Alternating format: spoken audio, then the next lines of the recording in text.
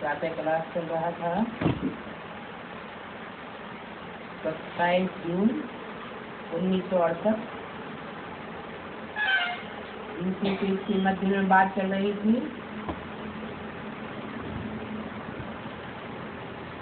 जब आत्माभिमानी हो जाते हो तो विकार ही नहीं कहलाए सकते।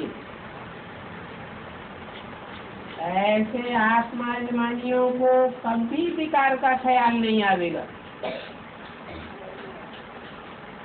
देह अभिमान से ही विकार का ख्याल आता है। क्यों? क्योंकि देह में ही इंद्रिय है। वो देह चाहे सूक्ष्म हो अथवा स्थूल देह हो, अगर देह की स्मृति है तो विकार आवेगी।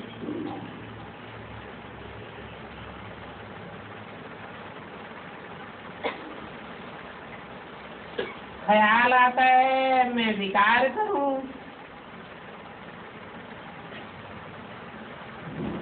विकार क्या? माने विपरीत, पार माना कार्य। जो सीमत के विपरीत कार्य है वह करूं।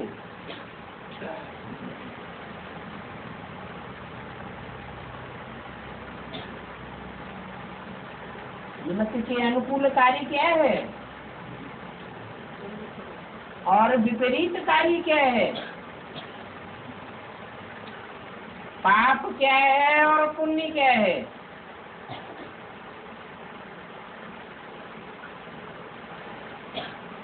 कोई को दुख देना पाप है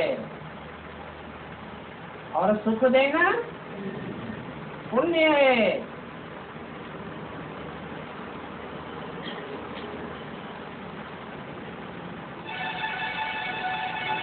विकारी है तो विकार की ही दृष्टि से देखते हैं।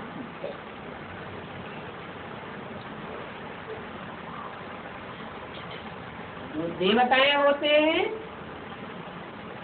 उनकी कब विकार की दृष्टि नहीं होती है। सुख देने वाले को देवता कहा जाता है, दुख देने वाले को राक्षस कहा जाता है।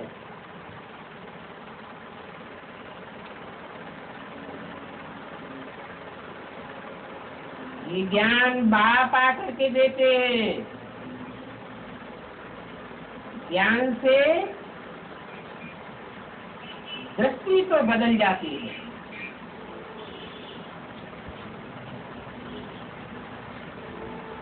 ऐसी दृष्टि हो जाती है सचिव में कि सदैव आत्माभिमानी रहते हैं। आत्म की स्मृति रहती है, देह का ख्याल भी नहीं आता।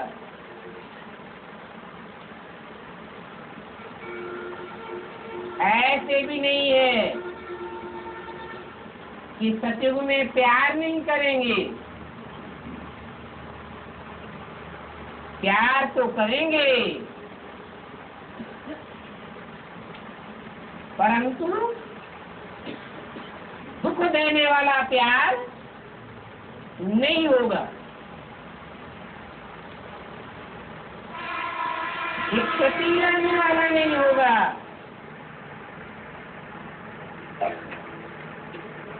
वहाँ डांस भी करेंगे, राखी आदि भी पहनेंगे, तो प्यार तो करेंगे ना। परंतु उस प्यार में विकार की बात नहीं आती है।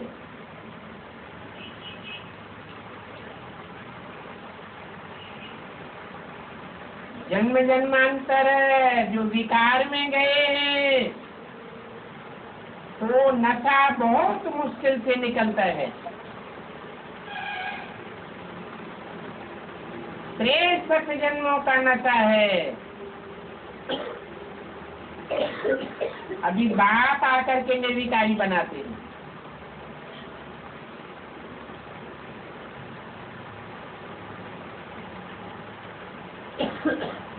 ये क्या कहते हैं? अपन को आत्मा समझो। कई बच्चे हैं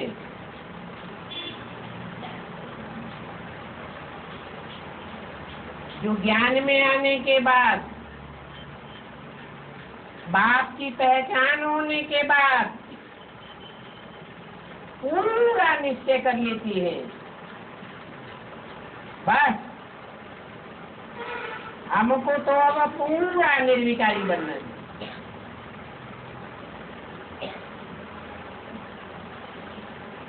हम आत्मा इस दुनिया में अकेले आए थे, कोई के साथ आए थे, अकेले आए थे, और अब फिर हमें अकेले ही वापस जाना है। परंतु बाप के साथ वापस जा रही है, बाप लेने के लिए आया हुआ है।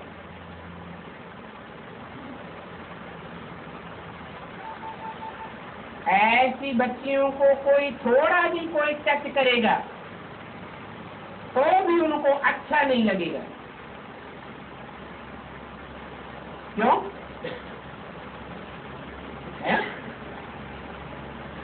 देवी देवताएं एक दूसरे को टच नहीं करते क्या? है? नहीं करते। अगर टच नहीं करते तो प्यार कैसे करते हैं?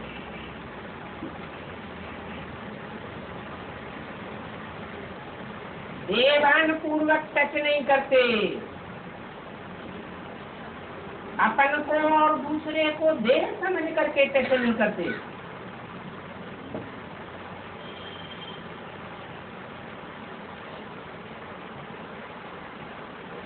अभी तुमको तो पता है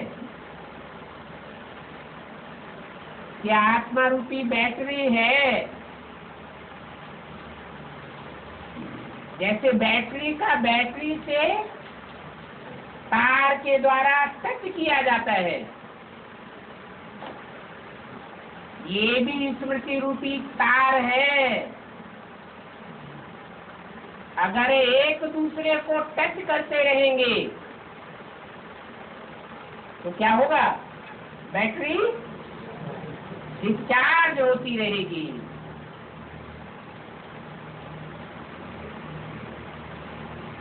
तो बच्चियों को टच करना भी अच्छा नहीं लगता है। कहेंगी हमको ये हाथ क्यों लगाते हैं?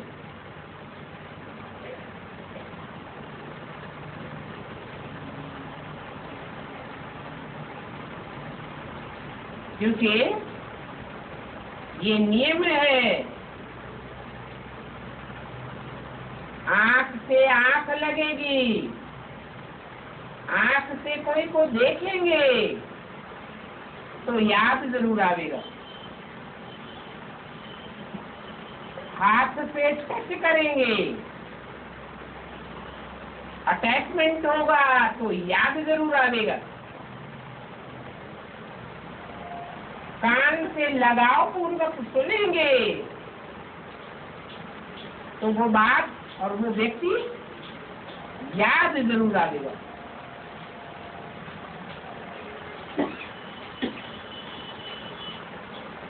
देहदारी से संबंध जुट जाता है, फिर याद आता रहता है।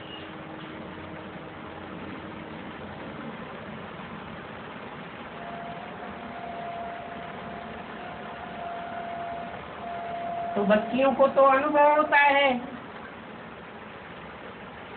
कि इनमें विकार की बात आती है।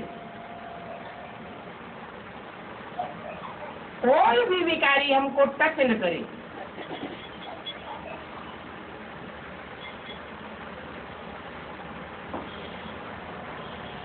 हाथ से भी टच न करे, आंखों से भी टच न करे, कोई इंद्रियों से टच न करे,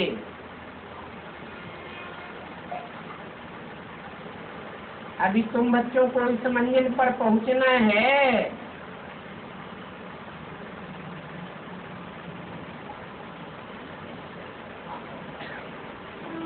अभी कोई पूरा पूरा पहुंचा नहीं है। शुरुआत में ज्ञान में आते हैं या सरेंडर होते हैं तो सतोप्रधान स्टेज होती है, अच्छे ख्यालात आते हैं।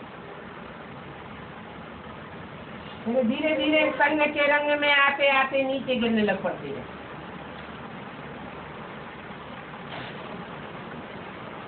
ये ब्रह्मा भी कहता है मैं भी अभी नहीं पहुंचा हूं।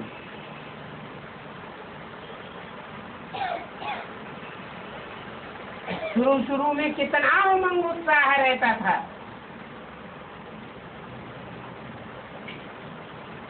बाप भी कहते हैं अभी टाइम पड़ा है। तो बाप के लिए है?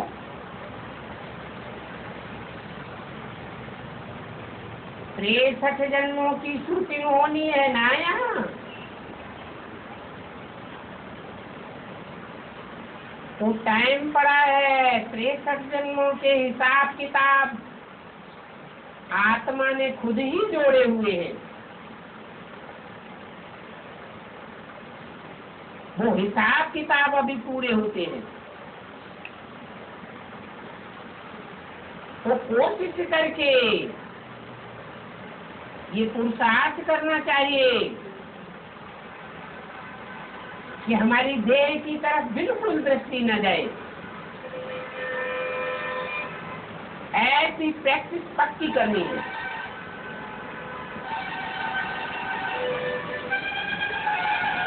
परंतु बाप कहते हैं वो कर्मातीत अवस्था पिछाड़ी में होगी।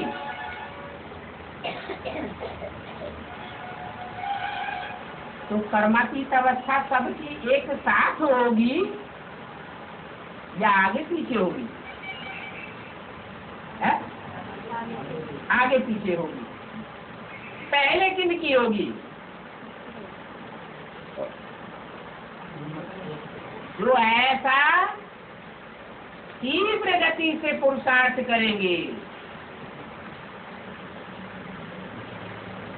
देह भान के लिए आत्मा को छूट नहीं देंगे।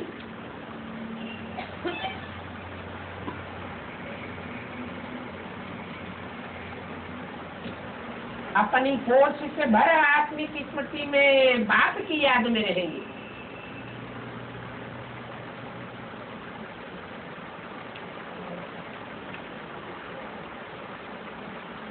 बाप कहते हैं अभी ऐसा नहीं है।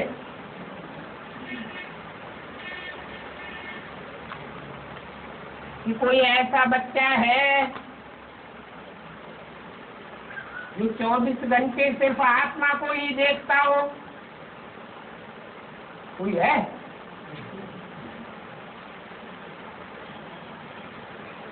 क्यों? इतने साल हो गए प्रैक्टिस करते करते। ये प्रैक्टिस तो पक्की हो जानी चाहिए। क्यों नहीं है? क्योंकि 63 जन्मों के हिसाब किताब जुड़े हुए हैं। लंबी मंजिल हो जाती है।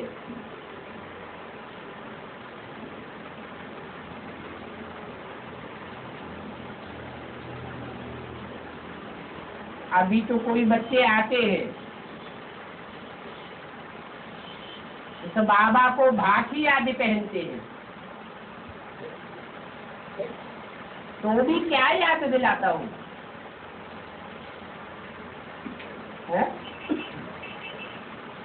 बाबा को बाकी आदि पहनते हैं तो टच तो करना होता है। तो बाबा देहधारी नहीं है क्या? है? देहधारी तो है। तो देह की स्मृति में अगर टच करते हैं, पूरा है, तिखा है, लंबा है, चौड़ा है, साहूकार है, तो आत्मा की शक्ति डिस्चार्ज हो जाती है। अगर ये समझ करके बाकी पहनते हैं, इस डब्बे में शिव बाप आया हुआ है, तो शिव बाबा की याद रहने से शक्ति मिलती है। तो कहता हूँ शिव बाबा को याद करके बाकी पहनो। अगर तुम शिव बाबा को याद करके बाकी नहीं पहनते हो तो गोया व्यभिचारी ठहरे। इसके लिए बोला। ये किसकी बात हो रही है? इसके साथ तो बाकी पहनने की बात हो रही है? ब्रह्मा बाबा के समय की बात बताई, क्योंकि ब्रह्मा बाबा शिव बाबा तो नहीं है। शिव बाबा है? शिव बाबा नहीं है। हाँ, बूढ़ा होने के कारण बाबा कहा जाता है।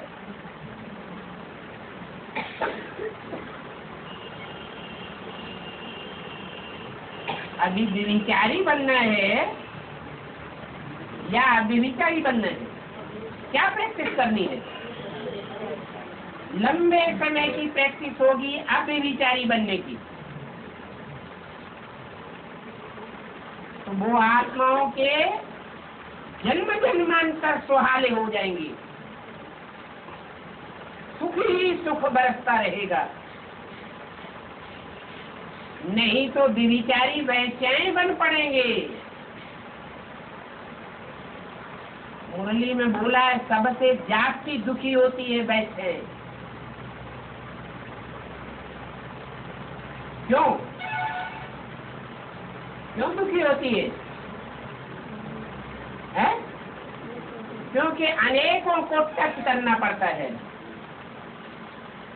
अनेकों से संबंध जोड़ना पड़ता है देह का।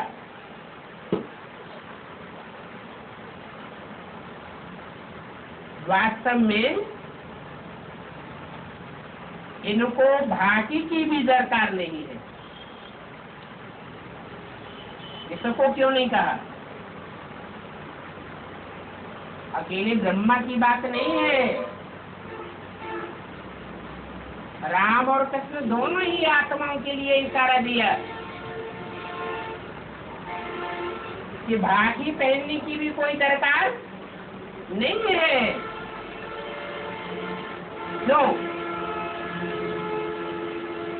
क्यों दरकार नहीं है?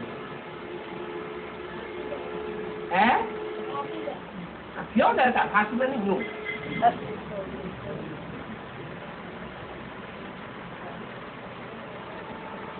ये शरीर की सीमा है, देह की भी सीमा है। ये शरीर तो भांति आदि से तंग हो जाते हैं। क्या? अरे ढेर के ढेर हजारों की तादाद में बच्चे हो जाएंगे और आगे चल के सूर्य तो बहुत तपेगा, बम्बों के धमाके होंगे, गर्मी बढ़ती जाएगी या घटती जाएगी? बढ़ती जाएगी। और बाकी पहनने वालों की संख्या बढ़ती जाएगी। तो चलो मुकर्रर रथ में भी बाप प्रवेश करते हैं तो रथ को तकलीफ होगी या तकलीफ घटेगी? घटेगी। ये शरीर तो बाकी आदि पहनने से तंग हो जाते हैं।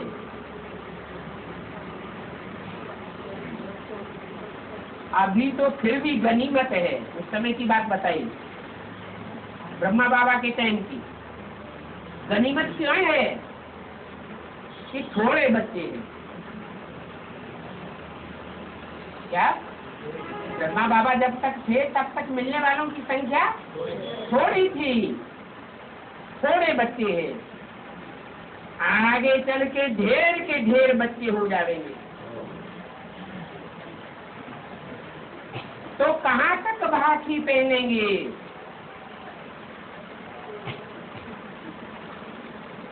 ये सभी बंद हो जाएगा।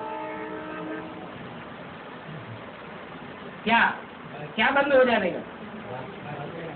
ये भाखी आदि पहनना करना सब बंद हो जाएगा। वास्तव में इसकी दरकार ही नहीं है। परंतु बच्चे आधा कल्प के हिरे हुए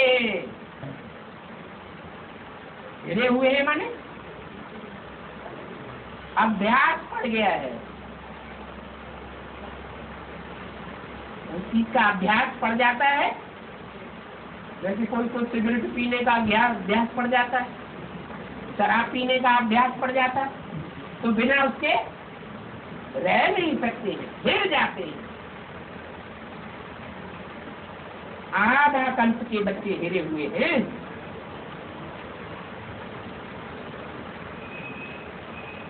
और आधा कल्प में भक्ति मार्ग में ये आवाज आता रहा भक्तों का। क्या आवाज आता रहा? तुम्हीं से बैठूं, तुम्हीं से खाऊं,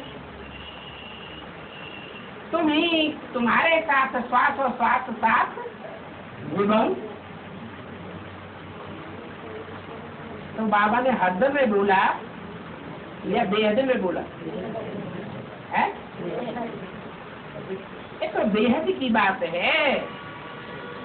अगर हद में हजारों की तादाद में बच्चे कहें कि तुम ही से खाओ, तो संभव हो सकेगा? तुम ही से बैठो, तो सब नजदीक होकर के हजारों के हजार नजदीक बैठ सकेंगे। ये बोला भक्ति मार्ग का आवाज अभी नहीं पकड़ना है।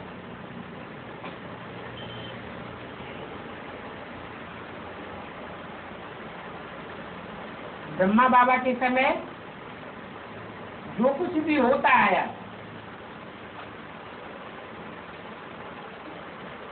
उस समय ज्ञान था ब्राह्मणों की बेसिक दुनिया में, या अज्ञान कहेंगे। क्या था? ज्ञान था? नहीं था? है? बेसिक ज्ञान था। जो ज्ञान हमको बाप की पहचान है, रामकृष्ण जैसी आत्माओं की जो पहचान हमको है, वो पहचान उस समय नहीं थी। वैसे भी देखो, अखबारों आदि में इस भाखी आदि के कारण कितना नाम बदनाम हुआ है। बच्चियां बाबा को भाखी पहनती थी। जो आर्य समाजी बच्चे थे, जिनको निश्चय नहीं बैठता था, वो बाबा का फोटो खींच लेते थे। फोटो खींच करके अखबार वालों को दिखाई देते थे। अखबार वाले तो आग लगाने वाले। कितना नाम बदनाम हुआ। ये आर्य समाजी कितने दुश्मन हैं।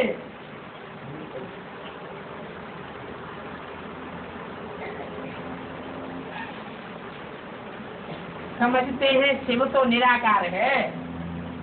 आर्य समाजियों की बुद्धि में कभी ये नहीं बैठेगा क्या कि शिव साकार भी होता है।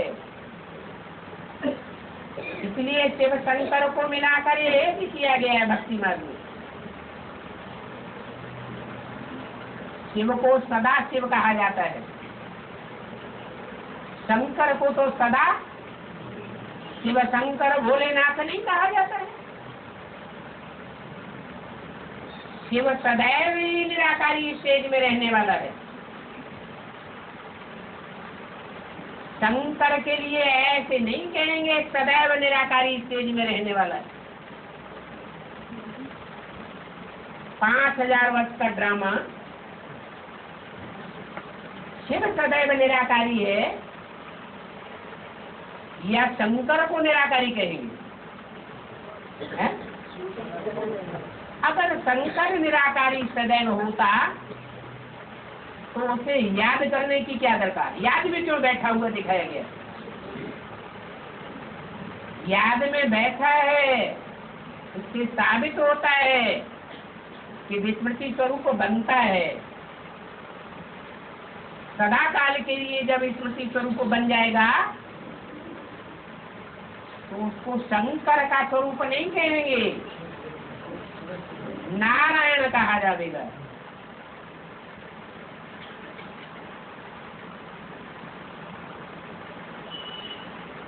तो समझ में आता है उन आर्य समाजियों को कि शिव निराकार है तो उनको बाकी आदि पहनने की दरकार ही नहीं। उन शिव को तो शरीर ही नहीं है, ये लोग क्यों भाकी पहनते हैं? ऐसे बहुत आते हैं। स्त्री ज्ञान में है, पुरुष नहीं है, तो स्त्री को बाबा की भाकी पहनता हुआ देख करके जलने लग पड़ता है।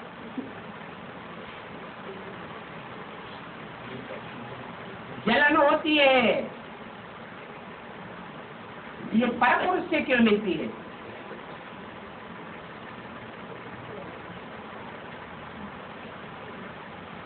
फिर उनको बाबा कह देते हैं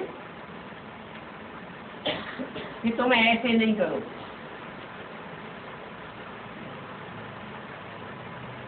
ऐसे करने से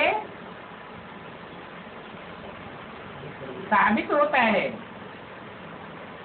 कि तुमने अपने पति को आप समान नहीं बनाया है। बाप को हर बच्चे का ख्याल रखना पड़ता है। इसलिए कहते हैं कि पति से परमिशन लेकर के आओ। कन्याओं के लिए भी कहते हैं माँ बाप से परमिशन लेकर के आओ। ऐसे ही सरेंडर नहीं कर सकते।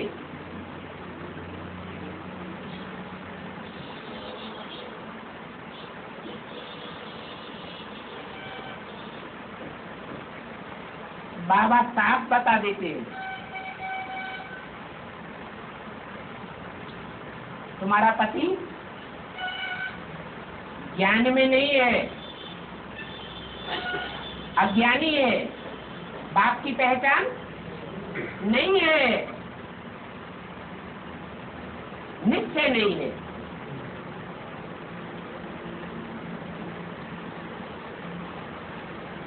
कोई 10% ऐसे हैं जिनको बाप के ऊपर पूरा निश्चय है।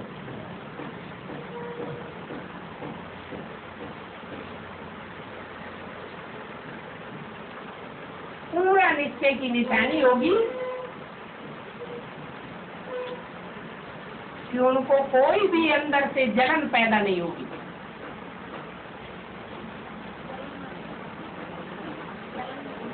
अभी बताया ना, पति को निश्चय नहीं है और पत्नी बाबा की भाकी पहनती है उसके सामने, तो पति को जलन होती है, गुस्सा आता है।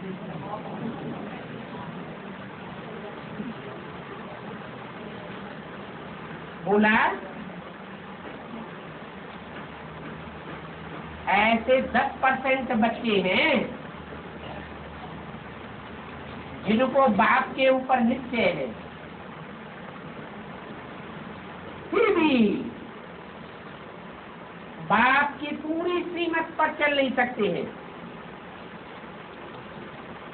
तो बाप हमेशा कहते हैं, बच्चे अपन को आत्मा समझो, ये शरीर तो दुम्ब है जिससे तुम पाइप बजाते हो। दुम्ब माने पूंछ,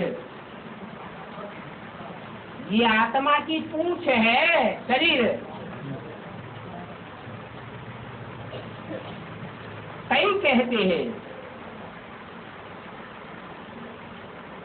कि इनमें कोई शक्ति है,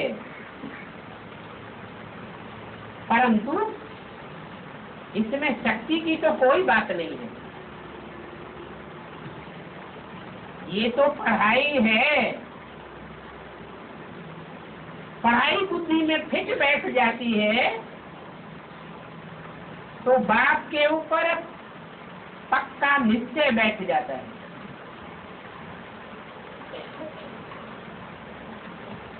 पढ़ाई की निशानी है निश्चय बुद्धि। निश्चय बुद्धि है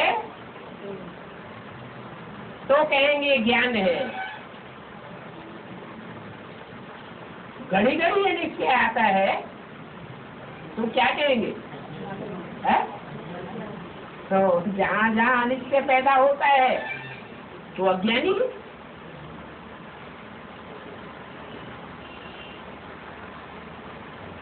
27 जून 1968 की वाणी का तीसरा पेज। हाँ, ये कहेंगे कि जैसे और पढ़ते हैं वैसे ये भी पढ़ते हैं।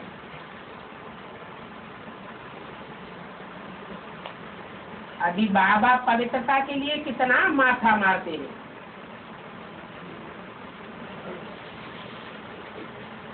ये बड़ी भारी मेहनत है। इसलिए बाप कहते हैं एक तो को आत्मिक रूप में देखो। सत्युग में भी तुम आत्माभिमानी होकर रहते हो। वो प्रैक्टिस यहाँ पक्की करनी है।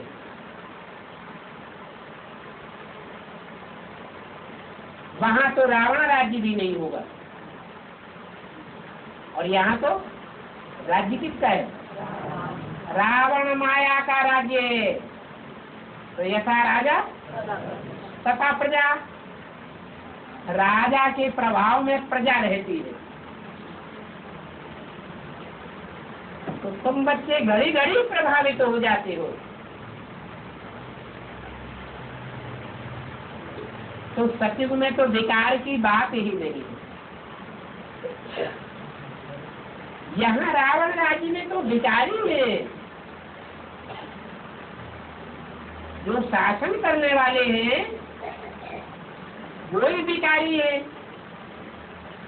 तो प्रजा भी विकारी है।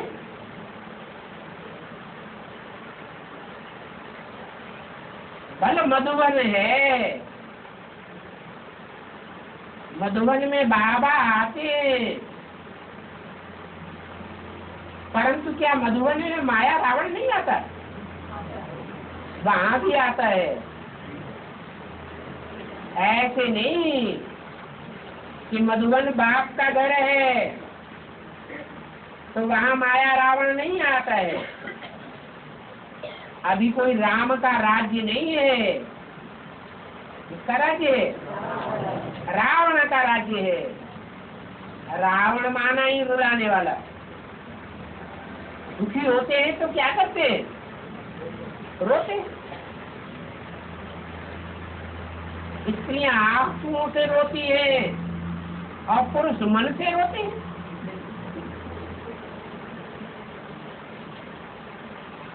यहाँ रावण राज्य में सब भिखारी है। इसलिए बाप आकर के निर्विकारी बनाते हैं।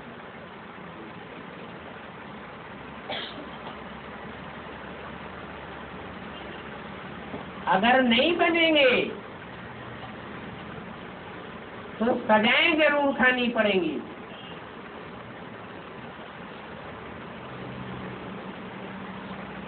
आत्मा पवित्र बनने के बगैर इस देहभान को छोड़ ही नहीं सकती।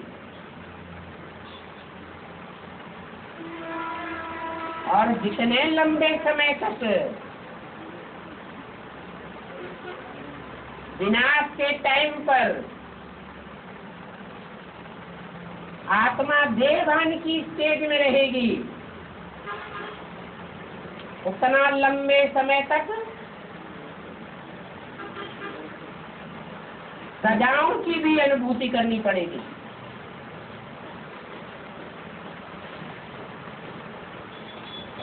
देहभान के कारण आत्मा उनकी स्टेज का अनुभव नहीं करेगी,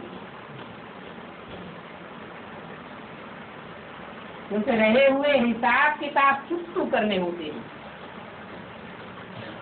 देहभान है तो हिसाब किताब चुकतू करना पड़ेगा। देहभान खत्म हो गया, हिसाब किताब खत्म,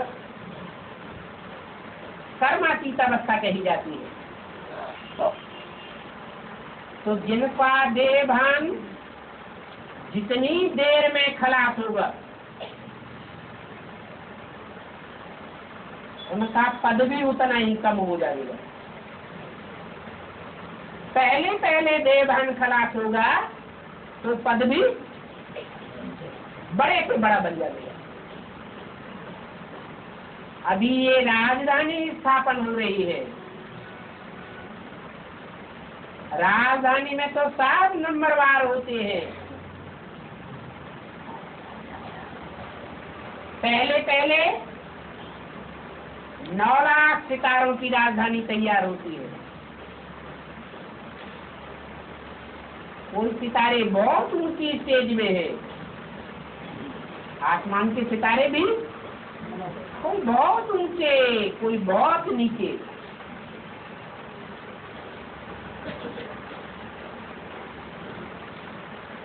कोई बहुत नजदीक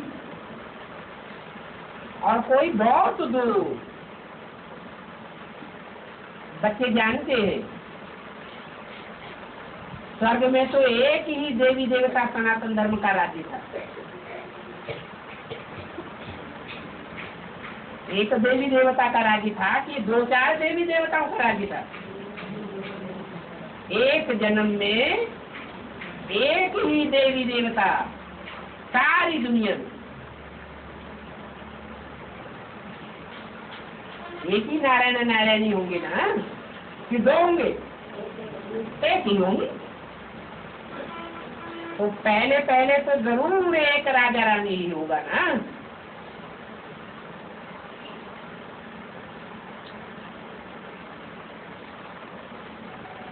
फिर उनके बच्चे बड़े होंगे, वृद्धि को पावेंगे। परंतु पहले पहले तो एक ही होगा ना, और एक ही डायनेस्टी होगी।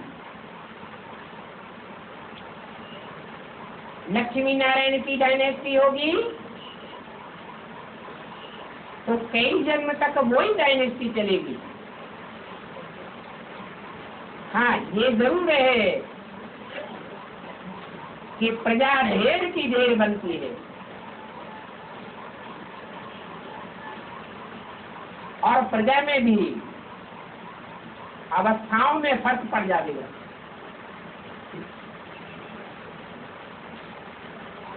जैसे साहूकार प्रजा भी होती है, गरीब प्रजा भी होती है। बल वहां कोई दुखी नहीं होगा। फर्स्ट कैटेगरी की प्रजा, सेकंड कैटेगरी की प्रजा, थर्ड क्लास प्रजा बनने वाले भी होंगे।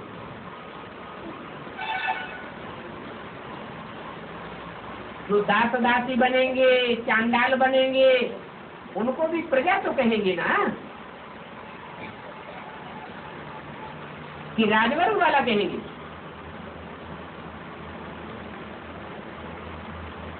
तो अभी देखना है, जिनको बाप के ऊपर पूरा निश्चय नहीं हो रहा है, वो इतनी ऊंची पद वाली पढ़ाई भी नहीं पढ़ सकेंगे। घड़ी घड़ी अनिश्चय आता रहेगा और पवित्र भी नहीं बन सकेगी।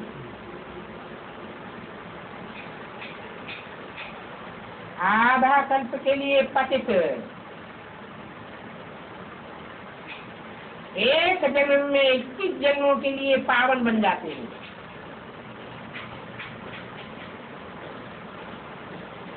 तिरसठ जन्मों के पतित बनने के अभ्यासी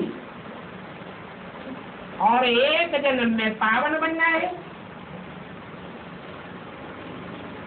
तो पावन बनना कोई मासी का घर है क्या?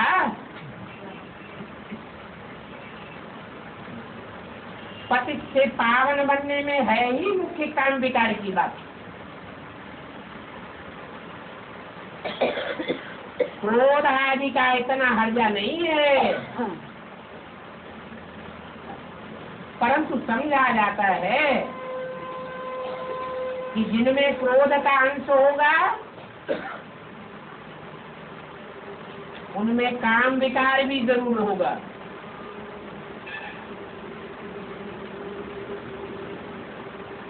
जो बच्चे घड़ी घड़ी गिर पड़ते हैं काय में, काम विकार में घड़ी घड़ी गिर पड़ते हैं, तो जरूर बाप को याद नहीं करते हैं। गिर पड़ने का मतलब क्या हुआ है? तन की शक्ति, मन की शक्ति, दृष्टि की पावर, वाइब्रेशन की पावर सब खलास होती है। शक्तिहीनता महसूस करते हैं। जब बाप की याद पक्की हो जाएगी फिर न और कोई की तरफ बुद्धि जाएगी और न तन की इंद्रियों से डिस्चार्ज होगा।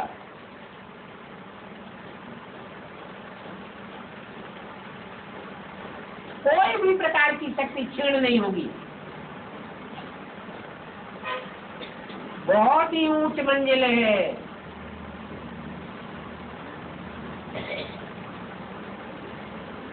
पवित्रता की बात सुन करके ही कोई कोई तो आग में जलने लग पड़ते हैं।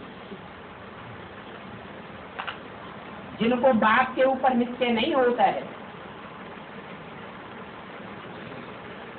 कहते हैं ऐसी बातें तो हमने कब कोई से नहीं सुनी। कोई ने ऐसा कहा ही नहीं, कोई शास्त्र में भी नहीं लिखा हुआ है।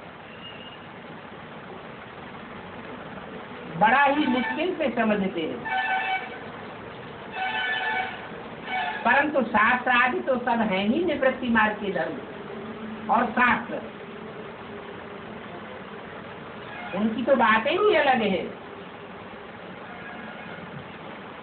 शास्त्रों में देवी देवता धर्म की स्थापना की बात बताई ही नहीं है। ये तो बाप आकर के बताते हैं।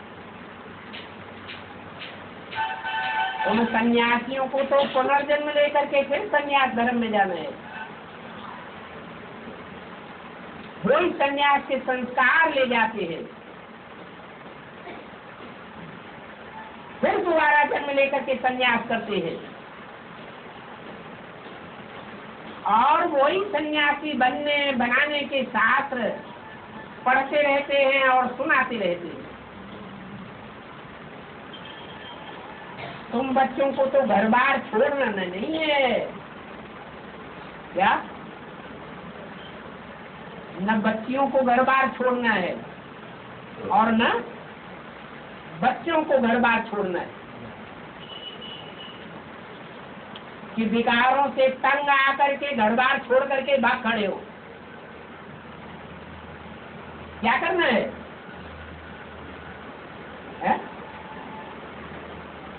क्या करना है? घर बार की विकारी दुनिया में कीचड़ में रहते हुए भी मन बुद्धि से उपराम हो जाना है। अपने को मुर्दा बना दो, जीते जी मर जाओ।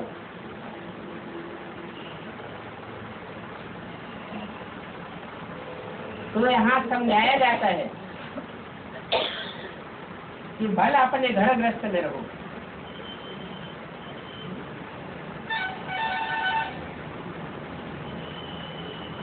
जिनके साथ रहते हो उनको भी समझाओ कि अभी पुरुषोत्तम संगम युग एक ही जन्म है, फिर कोई जन्म जन्मांतर ये पुरुषोत्तम संगम युग नहीं होगा। एक ही जन्म में आत्मा को पवित्र बनना है और ये सबका अंतिम जन्म है। अब अगर पवित्र नहीं बने तो जन्म जन्मांतर का कल्प कल्पांतर का घाटा पड़ जाएगा। जो यहाँ पवित्र नहीं बनेंगे, दृष्टि से, वृत्ति से, कर्मेंद्रियों से, वाचा से पवित्र नहीं बनेंगे तो सतयुग में देवता नहीं बन सकते। सतयुग के जो 16 कला संपूर्ण सुख हैं, उन सुखों को प्राप्त नहीं कर सकेंगे। हाँ, कोई थोड़े भी ज्ञान को सुन लेते हैं, थोड़ा भी धारणा हो जाती है तो स्वर्ग में तो आ जाएगी। क्या ऊंची कोटि के स्वर्ग में आ जाएंगे या निचले जन्मों में आ जाएंगे?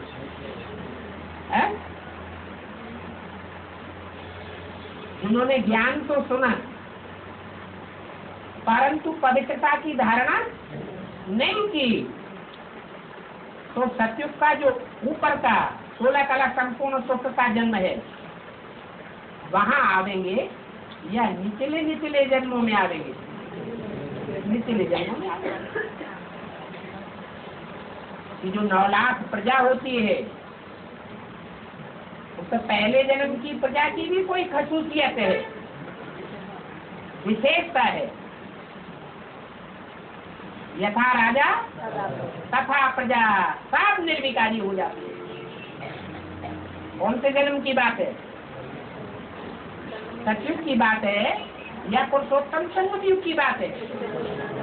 पुरुषोत्तम संगम युग में जो 4.5 लाख शरीर के साथ पुरुषार्थ करने वाले और 4.5 लाख उनमें जो प्रवेश करने वाली आत्माएं हैं शरीर में, वो 9 लाख ऐसे धरती के चैतन्य सितारे हैं जो पवित्रता की 16 कला संपूर्ण स्टेज को पक्का पकड़ लेते,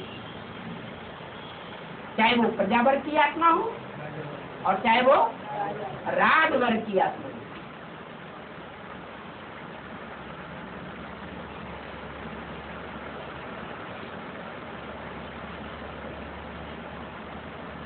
ये तो जानते हो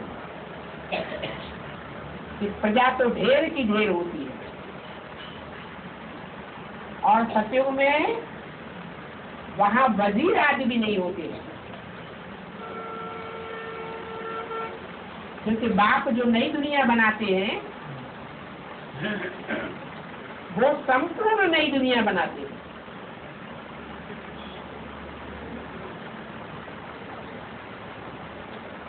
वजीर आदि जिन्हें मंत्री कहा जाता है वो किस लिए बनाए जाते हैं? मंत्रणा लेने के लिए। मंत्री किस लिए बनाते हैं? उनसे सलाह लेने के लिए मंत्री बनाते हैं। माना जो मंत्रणा लेते हैं उनमें अपनी अकल है या नहीं है? अपनी अकल नहीं है, इसलिए तो मंत्री बनाते हैं। बाप तो ऐसी दुनिया बनाते हैं जहाँ राजाओं को कोई से भी मंत्रणा लेने की दरकार नहीं रहेगी। क्यों? क्योंकि वो तो पुरुषोत्तम संगम युग में ही ऊंचे से ऊंचे बाप से पूरी मंत्रणा ले चुके, इसलिए उनको और कोई से लेने की दरकार नहीं रहती। इस दुनिया में तो कोई पीए मांगते हैं, पर्सनल असिस्टेंट मांगते हैं, कोई क्या मांगते हैं, वो क्या कहते हैं? कहते हैं हम अपने शरीर की संभाल करते हैं।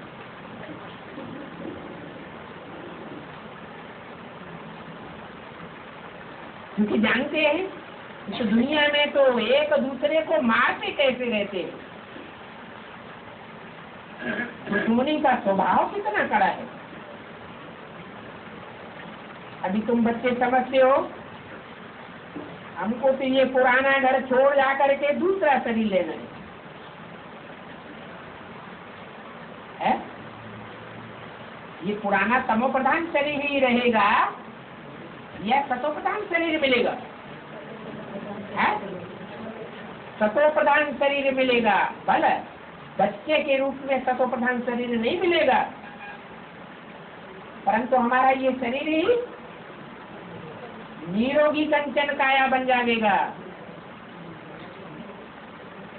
इसमें कोई भी रोग शोक आदि नहीं रहेगा। तो तुम्हारे लिए तो कोई बड़ी बात नहीं है। उस दुनिया में तो जो मरते हैं वो दुखी होकर के मरते हैं। क्योंकि जन्म भी कैसे होता है? बीज आरोपण होता है तो भी दुख है। बीज डालने वाला भी आसक्ति अनुभव करता है और बीज को धारण करने वाली धरणी भी आसक्त अनुभव करती है। जिसकी शुरुआत ही दुख से है, उसका आदि मध्य अंत भी दुख में होता है। और तुमको तो बड़े सुख से बाप की याद में जाना है इस दुनिया को छोड़ करके। तुम कोई भी दुख का वाइब्रेशन लेकर के इस दुनिया को नहीं छोड़ेंगे। अंत मते सो गति होगी। तो जितना मुझे बाप को याद करेंगे तो और सभी को तो भूल जाएंगे। तुमको तो कोई भी याद नहीं रहेगा, परंतु वो अवस्था तब होगी जब पूरा बाप के ऊपर निश्चय हो जाए। जब तक बाप के ऊपर पूरा निश्चय नहीं हुआ है तो कुछ न कुछ देह है, देह की इंद्रियां, देह के पदार्थ और देह के संबंधी याद आते रहेंगे। निश्चय नहीं होता है तो जरा भी याद ठहर नहीं सकती। कोई कोई तो नाम मात्र सिर्फ कहते हैं हमको निश्चय है। अगर हमको निश्चय नहीं है तो हम याद क्यों करते हैं? परंतु बाप कहते हैं सभी को एक जैसा निश्चय तो नहीं हो सकता। माया घड़ी घड़ी निश्चय से हटा देती है। निश्चय हट जाता है, टूट जाता है तो जैसे के तैसे बन जाते हैं। तो पहले पहले तो निश्चय चाहिए।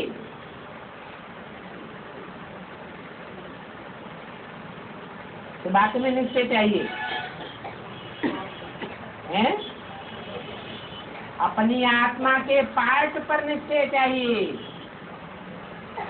बाप के ऊपर निश्चय चाहिए। और ड्रामा में जो कुछ भी होता है, अम्मा मर गई, पप्पा मर गया, लड़का मर गया, कुछ भी होता रहे, तो बुद्धि में क्या आना चाहिए? ड्रामा कल्याणकारी है, बाप कल्याणकारी है, मेरी आत्मा का पार्ट भी कल्याणकारी है। अगर बाप में संशय होगा,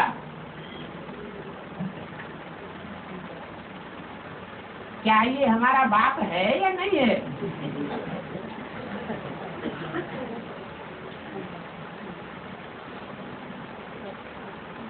क्योंकि तुम बच्चे तो जानते हो कि वेद का बाप ही हमको ये ज्ञान देते हैं।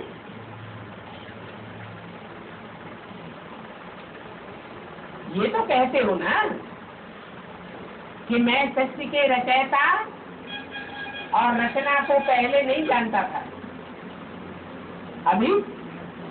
अभी जानता हूँ।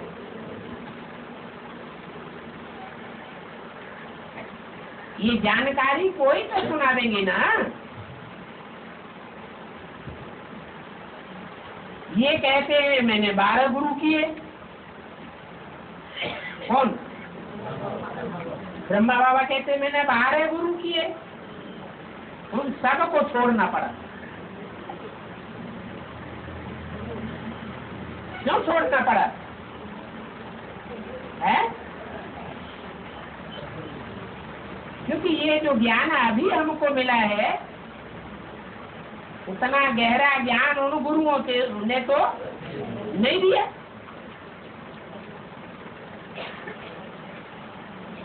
सदगुरु ने अचानक आकर के प्रवेश कर लिया।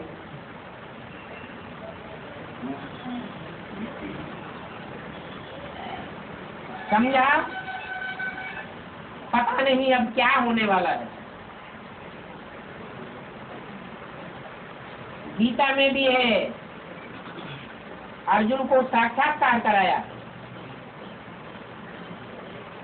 तो जरूर अर्जुन को साक्षात्कार करने से निश्चय बैठा होगा ना। अभी कोई एक अर्जुन की बात नहीं है।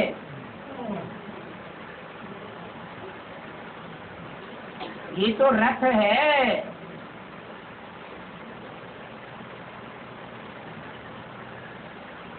ये कोई स्थूल रथ नहीं है। ये तो चैतन्य शरीर रूपी रथ है। उन्होंने फिर अर्जुन को रथ में बैठाई दिया और कृष्ण को भी रथ में बिठाई दिया है। क्या मतलब हुआ? वो तो कृष्ण को भगवान समझते हैं, ये थोड़े ही समझते हैं कि भगवान तो निराकार है, सदैव ज्योति बिंदु है, उसकी बिंदु का ही नाम शिव है। वो कोई मुकर्रर रथ में प्रवेश करता है।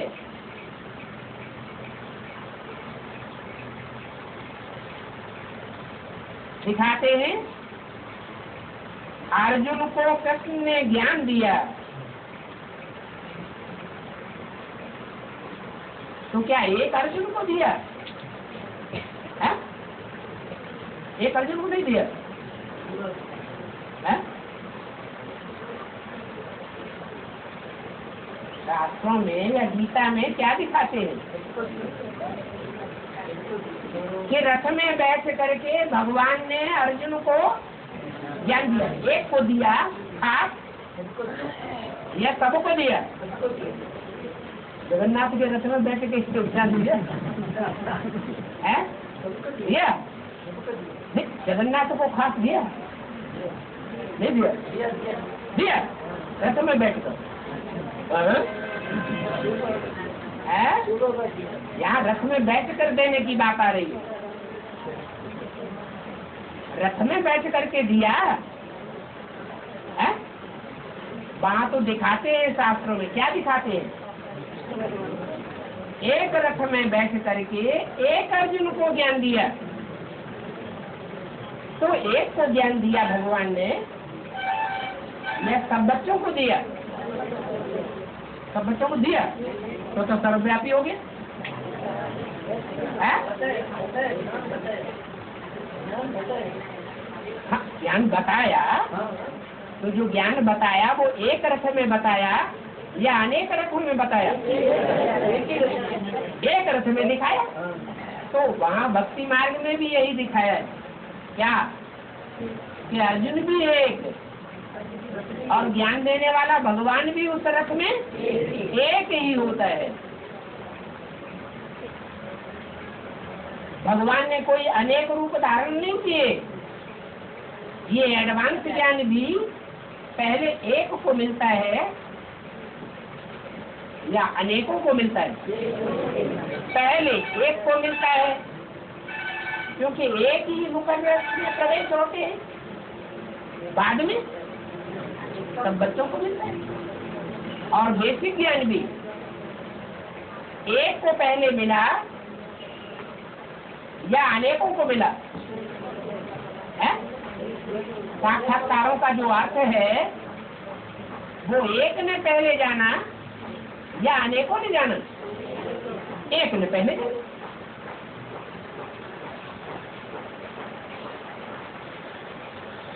तो गीता में भी जो बातें बताई है वो कहाँ की यादगार है?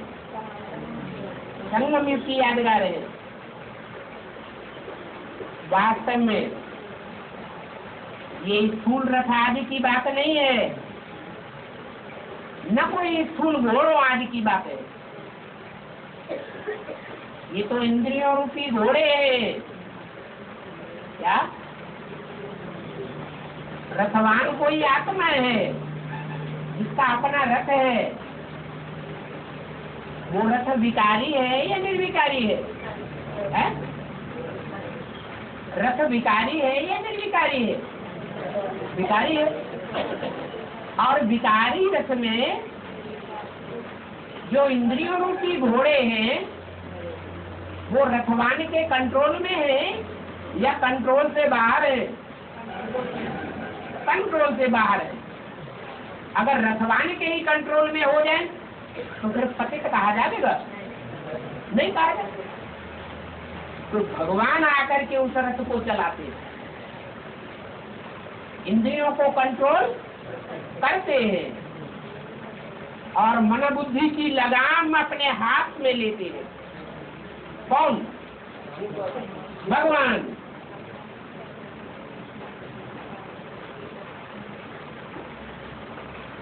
बाकी कोई स्थूल घोड़ों की बात नहीं है, स्थूल रथ की बात नहीं है, स्थूल लगाम की बात नहीं है। अर्थ न समझने के कारण ये सारी गीता झूठी हो गई।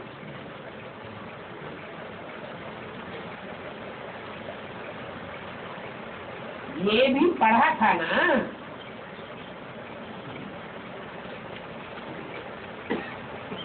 इसके लिए बोला है। यह भी ब्रह्मा बाबा ये भी पढ़ा था ना। बाप ने प्रवेश किया,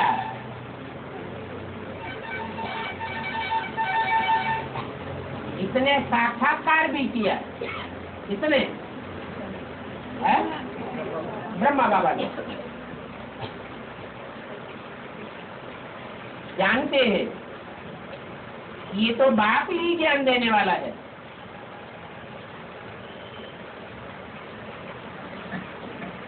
कौन जानते हैं?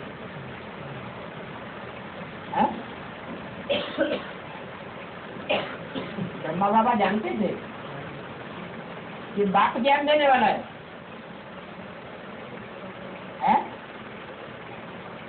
कृष्ण की गीता तो है नहीं, सत्य कोई ज्ञान देने वाला नहीं है। ये तो गीता ही झूठी हो गई। तो इस गुस्से में आकर के गीता को फेंक दिया।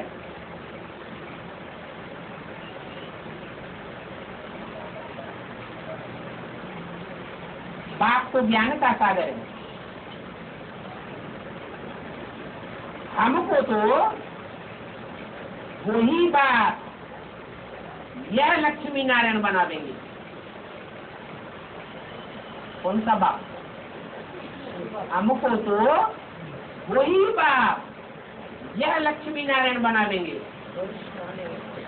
भविष्य में आने वाला जो बाप का पार्ट है वही ब्रह्मा कहो, ब्रह्मा और प्रकृति की आत्मा कहो,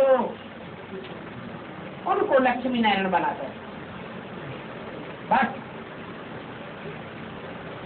उस समय कागज की गीता के ऊपर गुस्सा चढ़ा और कागज की गीता फेंक दी। अभी तुम तो समझते हो गीता झूठी है। जब मूल गीता ही झूठी तो सब शास्त्र झूठे हो जाते हैं। गीता है माई बाप, क्या माई भी है और बाप भी है। वो बाप ही है जिसको त्वमेव माता च पिता कहा जाता है। कैसे? ब्रह्मा के तन में मुरली के रूप में माता है?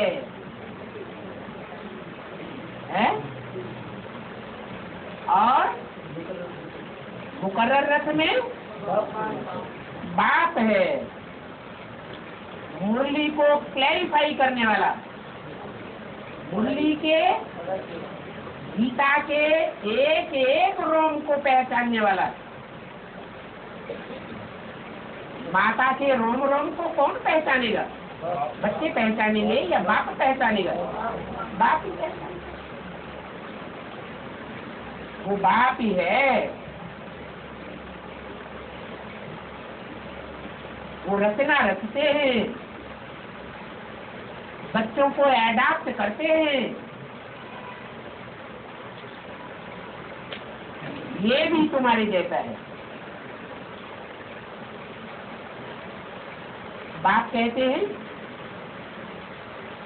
इनकी भी वानप्रस्थावस्था होती है, तब मैं प्रवेश करता हूँ।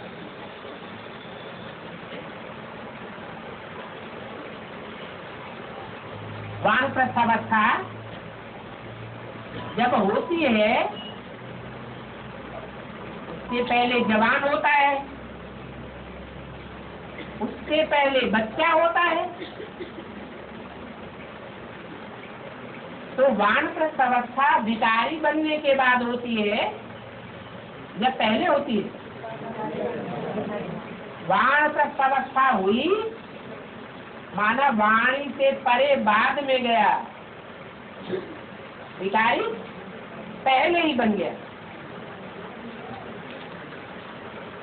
बाकी कुमारियां तो है ही पवित्र। अदर कुमारियों की बात नहीं बताई, उनके लिए बहुत सहज है। शादी के बाद तो कितने संबंध बंधन बन जाते हैं। इसलिए फिर देही अभिमानी बनने में बहुत मेहनत लगती है। वास्तव में आत्मा तो शरीर से अलग है,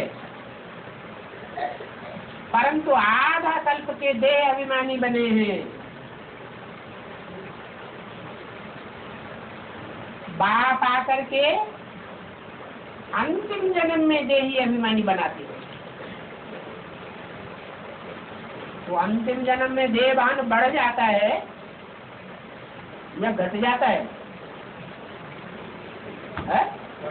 63 जन्मों के बाद जो अंतिम 84वां जन्म है उसमें देहभान बढ़ जाता है या घटता है? बहुत बढ़ जाता है। तो बहुत मुश्किल भागता है आत्माभिमानी बनना। कितने थोड़े बच्चे पुरुषार्थ करने के लिए तैयार होते हैं और फिर कितने थोड़े पास होते हैं। शास्त्रों में भी लिखा हुआ है, कोटों में कोई और कोई में भी कोई। 8 रत्न ही निकलते हैं जो पूरा पूरा पास होते हैं।